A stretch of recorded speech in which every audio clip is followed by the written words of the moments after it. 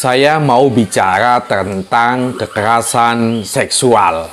Banyak orang salah paham, terkait kekerasan seksual itu tidak melanggar agama, tidak melanggar hukum negara. Ketika memaksa istri, bla bla bla, itu tidak apa-apa, kan punya hubungan antara suami dengan istri, sehingga suami boleh melakukan pemaksaan terhadap seorang istri.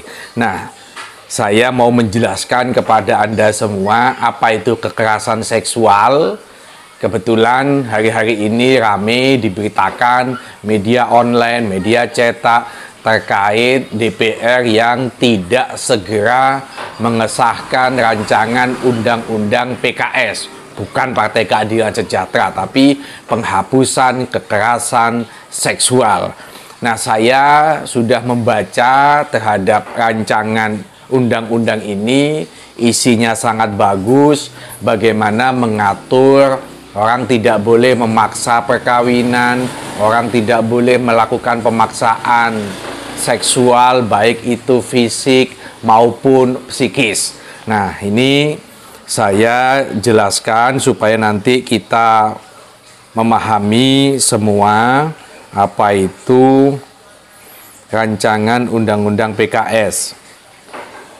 Pasal 1 di dalam rancangan undang-undang ini menyatakan kekerasan seksual adalah setiap perbuatan merendahkan, menghina, menyerang, dan atau perbuatan lainnya terhadap tubuh, hasrat seksual seseorang dan atau fungsi reproduksi secara paksa, bertentangan dengan kehendak seseorang, yang menyebabkan seseorang itu tidak mampu memberikan persetujuan dalam keadaan bebas karena ketimpangan relasi kuasa dan atau relasi gender yang berakibat atau dapat berakibat penderitaan atau kesengsaraan secara fisik, psikis, seksual, kerugian secara ekonomi, sosial, budaya, atau politik.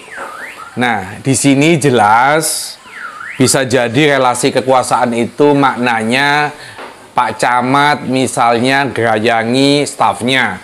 Di situ ada relasi hubungan kekuasaan ketika bawahannya ini tidak mampu menolak, takut nanti dikena sanksi, takut dipecat misalnya, takut dipindah jabatannya, maka akhirnya dia tidak mampu melawan. Disinilah jelas ada unsur kekerasan seksual, hubungan relasi kekuasaan antara pimpinan dengan bawahan. Maka saya ingatkan kepada Anda, hati-hati bahwa kita jangan sampai kena tuduhan kekerasan atau melakukan kekerasan seksual. Nah, di sini juga dijelaskan kekerasan seksual itu seperti apa sih? Bentuknya macam-macamnya. Kekerasan seksual: A. Pelecehan seksual. B. Eksploitasi seksual. C. Pemaksaan kontrasepsi. D. Pemaksaan aborsi. E. Perkosaan. F. Pemaksaan perkawinan. G. Pemaksaan pelacuran. H. Perbudakan seksual. I. Penyiksaan seksual. Nah, ini macam-macam yang sering terjadi di lingkungan kita. Itu biasanya adalah ini pelacuran. Orang dipaksa, istri dipaksa melayani nafsu seksual untuk mendapatkan sesuatu. Nah, si istri ini bisa melaporkan bahwa ini terjadi pelecehan seksual.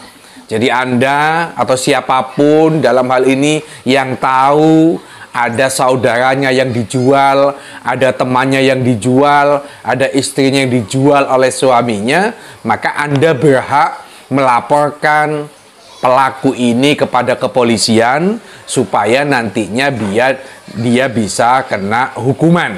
Jadi tidak boleh menjual ke tempat pelacuran, meskipun tidak tempat pelacuran, tapi mungkin melalui daring, melalui medsos, dia menawarkan istrinya bla bla bla bla.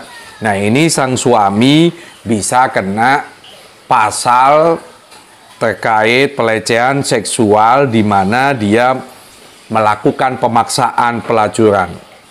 Nah, di sini juga diatur orang tidak boleh melakukan pemaksaan perkawinan. Nah, pemaksaan perkawinan ini ada beberapa kategori, misalnya karena orang tua punya hutang kepada si A.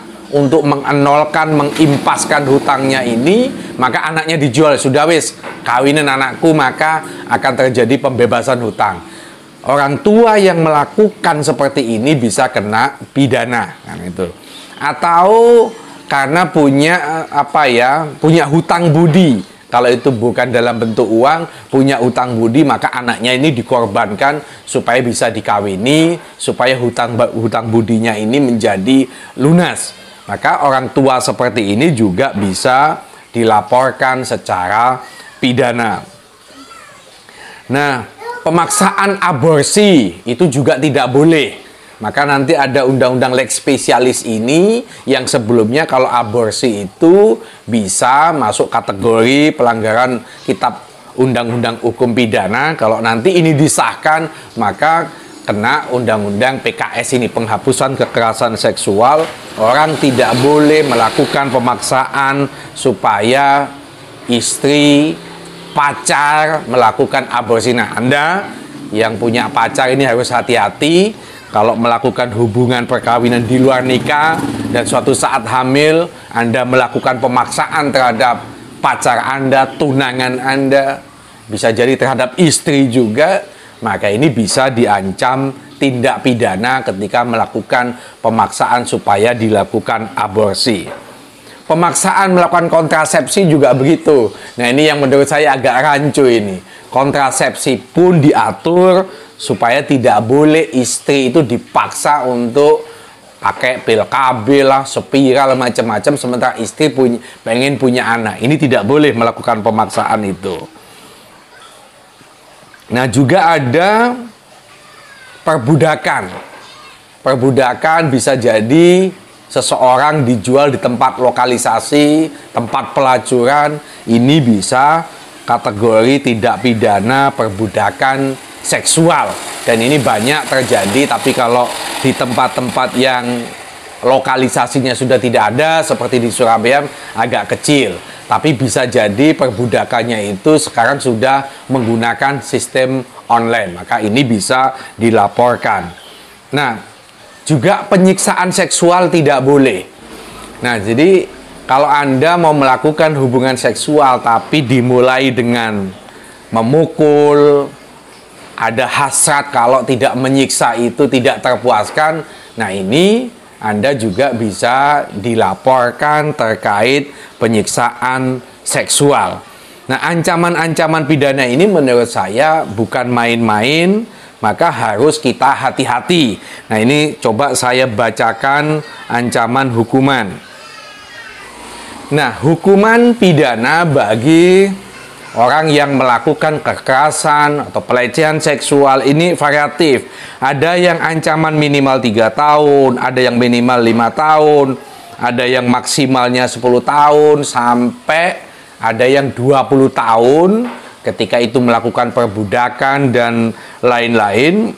Ini undang-undang ini dibuat memang tujuannya supaya kekerasan seksual, pelecehan seksual itu mampu dieliminir semakin tahun, tidak semakin meninggi, minimal stagnan, kalau bisa terkurangi dengan ancaman yang sangat keras ini. Tetapi sayangnya sampai hari ini teman-teman DPR masih belum mengesahkan, maka ada yang menunda pembahasan rancangan undang-undang penghapusan kekerasan seksual ini. Menurut saya patut disayangkan. Kita semua wajib mendukung supaya rancangan undang-undang ini menjadi undang-undang agar kasus-kasus kekerasan seksual ini bisa kita lawan, bisa kita laporkan. Saya sendiri jengah dan siap mengadvokasi kalau memang ada seorang istri yang suka mendapatkan kekerasan, ada seseorang yang dijual untuk memuaskan nafsu laki-laki, ada seseorang misalnya dipaksa mengawini seseorang yang dia tidak mau tapi dipaksa orang tuanya dengan dasar menutup hutang dan lain-lain. Ini sangat berbahaya dan saya siap kalau untuk mengadvokasi kasus-kasus seperti ini. Dulu saya pernah punya tetangga juga begitu, yang bagaimana seorang suami ini tidak menghargai seorang istri yang suka menyiksa. Saya sampaikan, saya siap kalau memang kamu mau melaporkan suamimu, saya siap mendampingi. Tapi sayangnya si istri ini masih terlalu cinta kepada suami sehingga tidak tega kalau kasus itu dilaporkan ke polisi.